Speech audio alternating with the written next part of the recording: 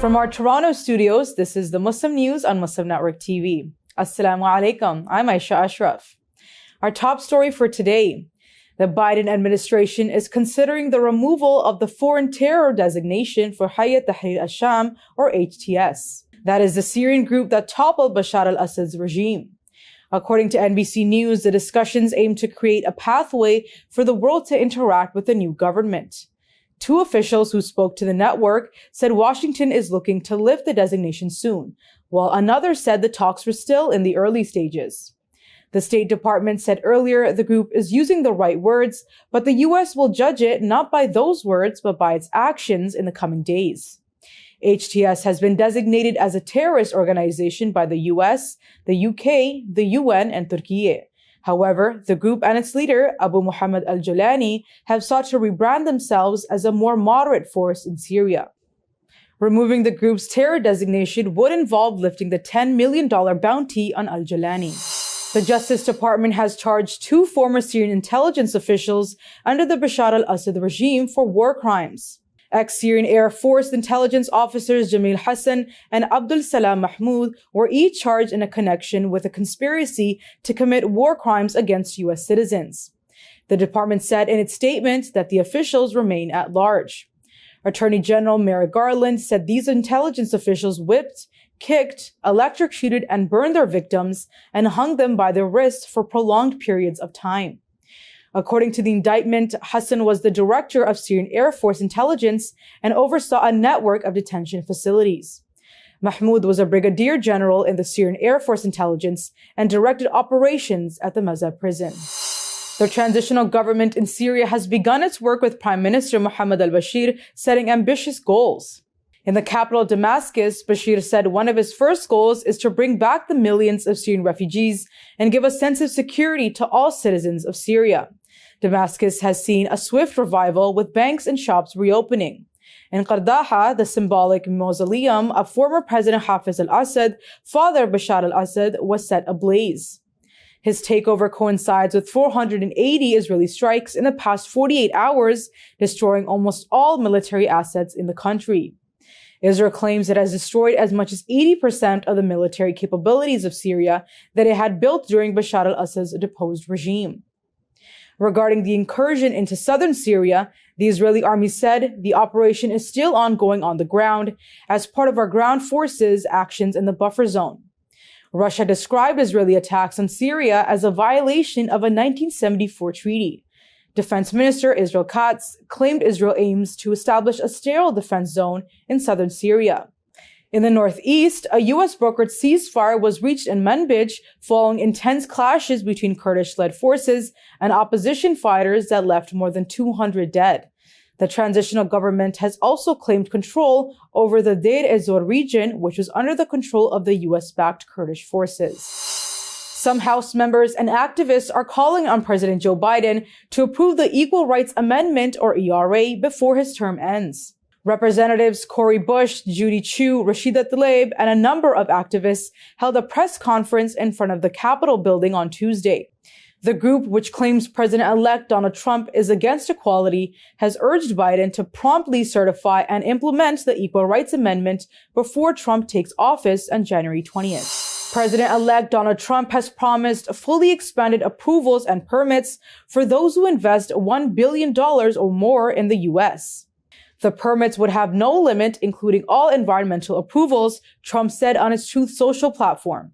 He did not disclose details in his post, but had earlier promised to provide tax cuts and incentives to companies during his election campaign. 75 Nobel laureates urged Senate to reject RFK Jr. as health secretary.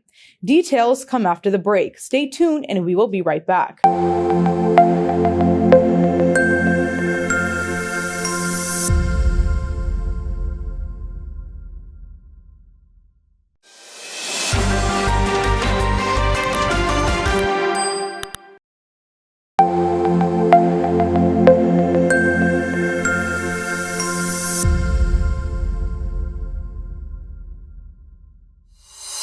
Welcome back.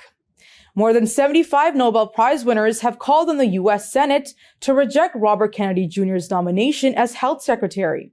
They're citing his lack of qualifications and controversial public health views. In a letter, they warned that Kennedy's history of amplifying debunked conspiracy theories, including vaccine misinformation, poses a grave threat to public health and the nation's global scientific leadership. Kennedy's proposals, such as removing fluoride from drinking water and investigating the debunked link between vaccines and autism, have alarmed experts.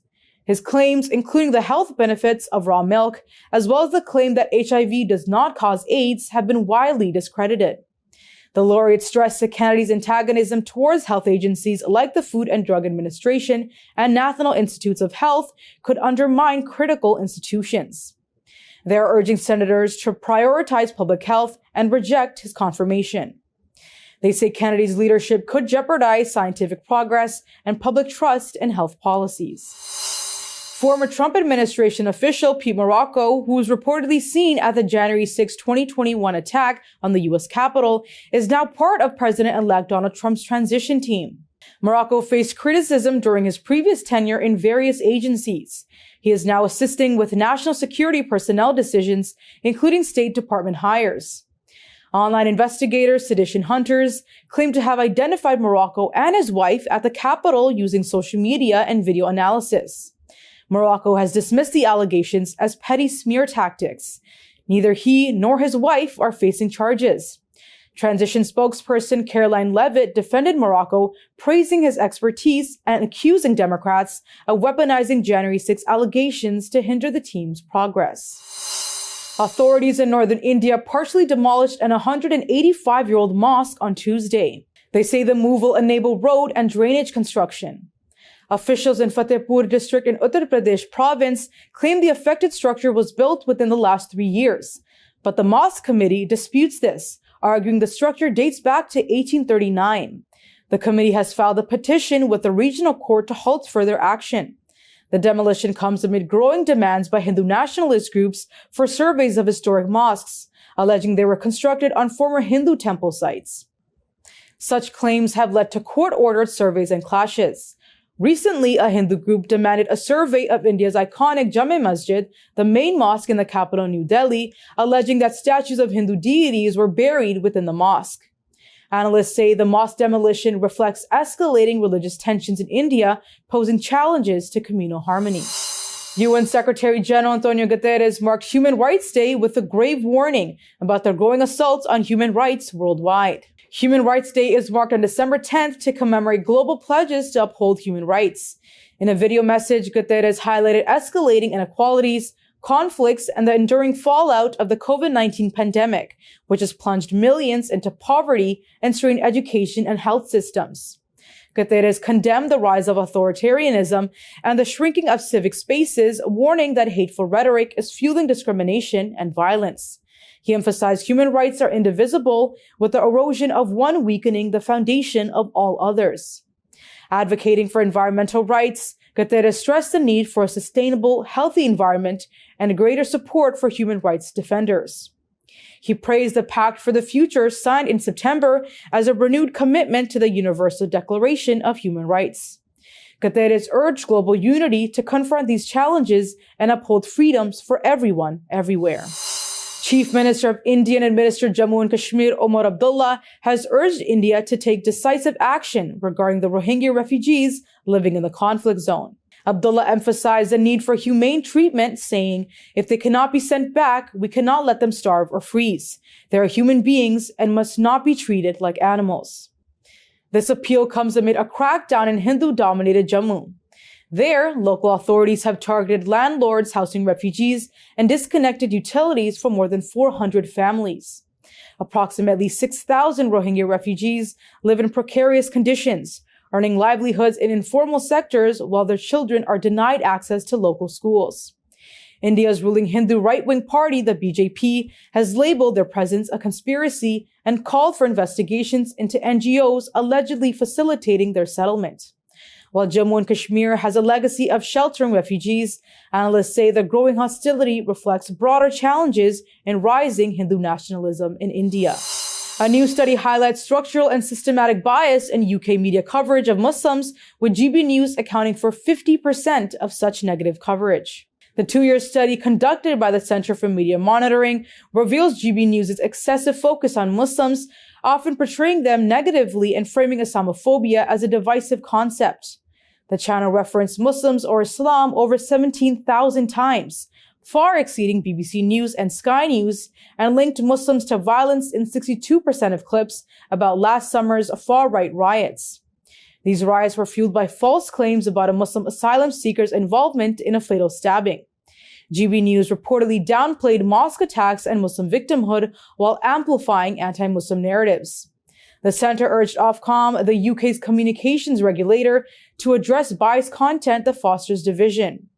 GB News dismissed the findings as defamatory and defended its approach as protecting free speech.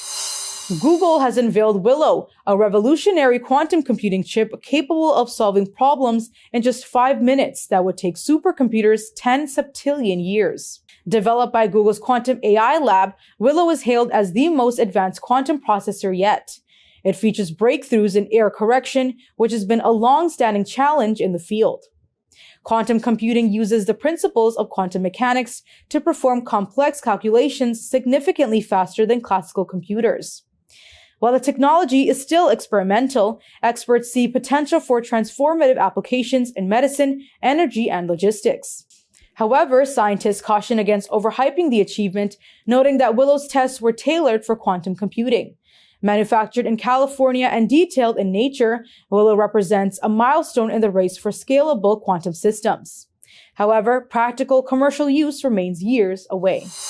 That's all from our Toronto studios. Thank you for watching Muslim News. We are a community channel dedicated to bringing you stories you can trust. Please like, share, and subscribe to our content. You can also comment to let us know what you think of our coverage. You can donate now by visiting muslimnetwork.tv/donate. For more content, keep watching Muslim Network TV. Salam.